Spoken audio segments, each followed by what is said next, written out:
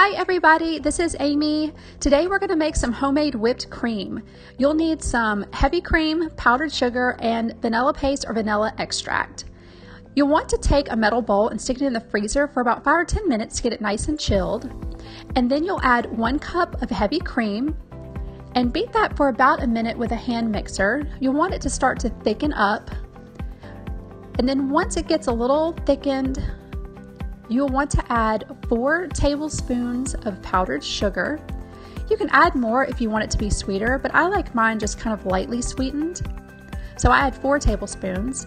And then I add 1 teaspoon of vanilla paste. Now, the reason why I like to use vanilla paste is because it has tiny little flecks of vanilla bean in it, and I just like the way it looks in the whipped cream. But you can use vanilla extract if you don't have vanilla paste. So you'll want to continue to beat this until it gets nice and thick, and it only takes a few minutes.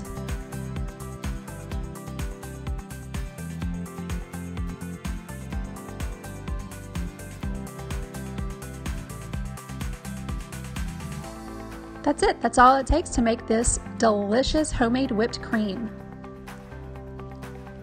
As you can see, this is nice and fluffy and thick.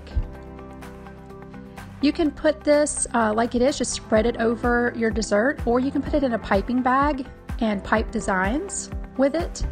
It holds its shape very nicely, and it is so delicious. Nothing beats homemade whipped cream.